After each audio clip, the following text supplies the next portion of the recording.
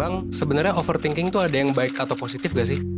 Atau, Kak, overthinking tuh bukannya bagus ya? Karena kita mengantisipasi berbagai hal. Well, sebenarnya pertanyaan itu ya mungkin bisa dibilang make sense. Karena ya balik lagi sebenarnya, baik atau enggaknya overthinking, ya itu nggak pernah diajarin kan di sekolah gitu. Apalagi kalau kita ngerasa pas kita mikir gitu ya, dan diikuti oleh rasa cemas, itu adalah hal yang normal. Padahal, apakah beneran normal? Nah, dari situ sebenarnya gue kepikiran untuk nyoba nyusun video ini. Karena gini, bedanya overthinking dan konsep lainnya, misalnya critical thinking gitu ya, atau misalnya prospective thinking dan lain sebagainya, itu tuh orang-orang pada nggak tahu gitu. Dan secara garis besar, dua-duanya mirip, karena ya sebenarnya ya ngomongin tentang berpikir gitu kan. Tapi sebenarnya, kedua hal ini tuh beda banget. Jadi, kalau lo mau tahu bedanya kayak gimana, lo tonton satu video sebelum tidur ini sampai habis. Karena selain gue bakal ngejelasin bedanya apa, gue juga bakal ngasih tahu gimana caranya supaya lo bisa mengatasi overthinking lo dengan critical thinking. Sebelum mulai soal bedanya overthinking dan critical thinking, mungkin gue jelasin dulu ya definisi thinking atau berpikir itu apa.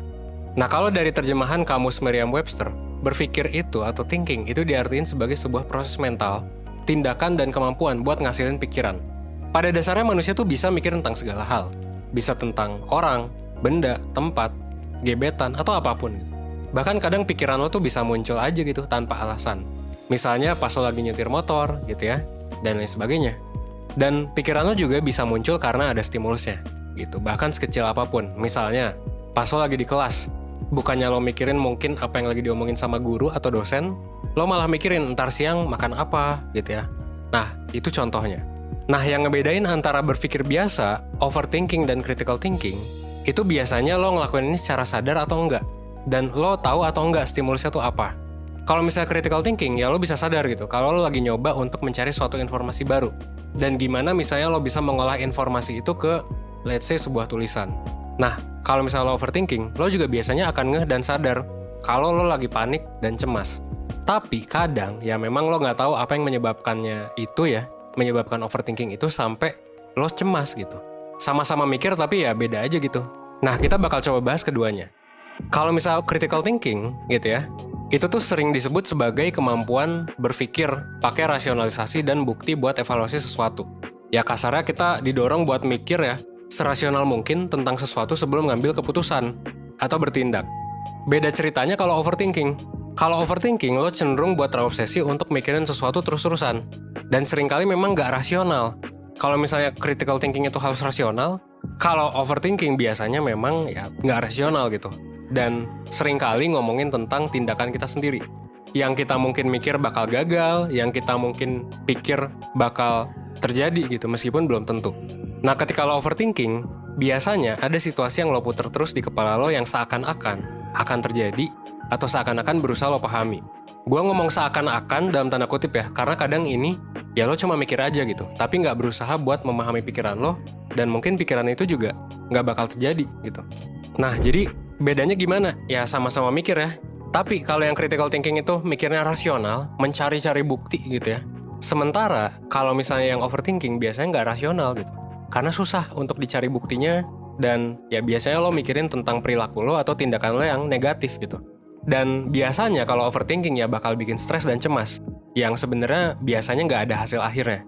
Bahkan overthinking ini malah cenderung destruktif kalau lo lakuin terus-terusan. Nggak jarang, ini juga bahkan malah ngehambat lo dan bikin lo nggak maju-maju gitu.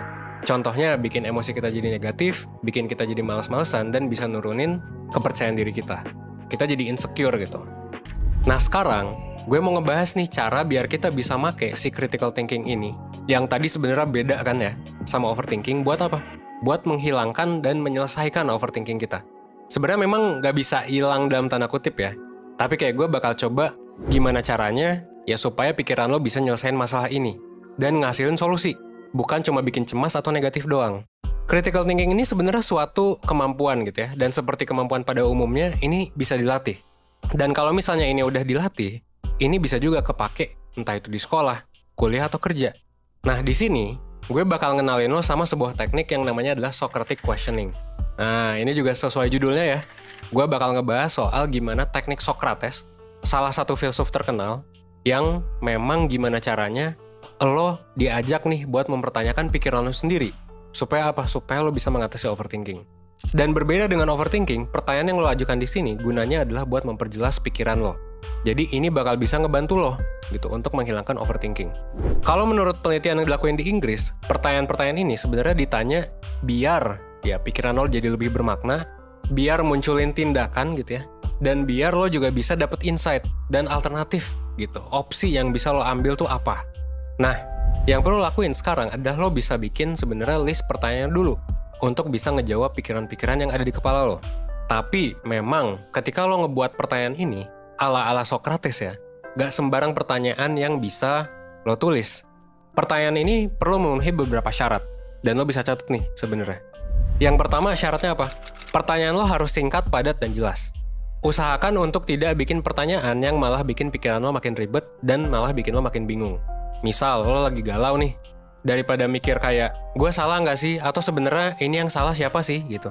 Nah, lo bisa nanya sebenarnya pertanyaan spesifik yang singkat, padat, dan jelas.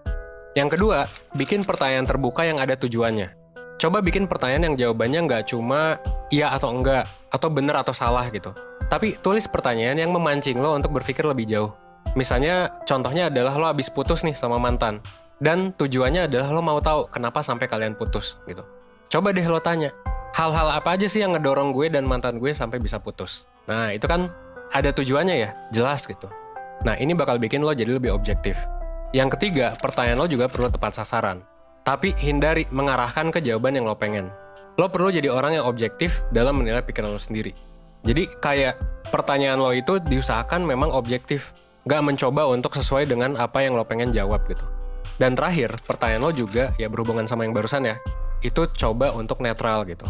Jadi nggak berusaha memihak entah ke diri lo atau mungkin ke orang lain atau mungkin ke suatu hal gitu.